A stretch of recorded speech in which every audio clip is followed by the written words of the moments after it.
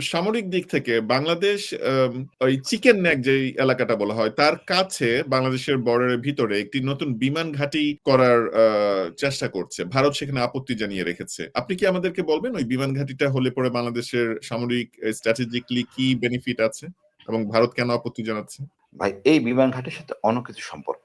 Seven sister threat, number 2 এটা হবে একটা বড় হাব, এবং যে তিস্তা ব্যারেজটা যে আমরা চীনকে দেই, তো চীন তো ওই বিমান ঘাটি ব্যবহার করবে তার জনগণের নিরাপত্তার জন্য, সে যা খুশি তাই করতেই পারে। আমি তো শুধু ওই লালমনিরহাট বিমান ঘাটি না ভাই, আমাদের কুমিল্লা ক্যান্টনমেন্টের পাশে একটা বিমান ঘাটি ছিল, রানওয়ে আছে, সেটাকে অ্যাক্টিভ করা উচিত। পঞ্চগড়ে একটা ক্যান্টনমেন্ট করা উচিত, সেম ছাগলনাইয়া ফেনী এলাকাটা ক্যান্টনমেন্ট করা উচিত। এটা আমাদের সার্বভৌমত্বের জন্য দরকার, আগে দরকার ছিল না, এখন দরকার।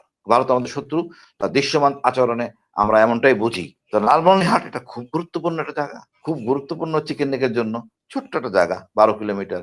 আমরা ইনফেন্ট্রি সৈনিক 12 কিলোমিটার বা 20 কিলোমিটার এক রাতে কভার করতে পারি, এক রাতে আমরা হেঁটে এটা ক্রস করে এটা নিয়ন্ত্রণে নিতে পারি। সুতরাং আমাদের এটা ভারতের জন্য আসলে মাথা ব্যথা। তাই ইনশাআল্লাহ আমরা এটাকে পুঁজি নিয়ে আমরা আমাদের সার্বভৌমত্ব রক্ষা করবো, আমি মনে করি আর পারবো করতে ইনশাআল্লাহ। জি, ধন্যবাদ।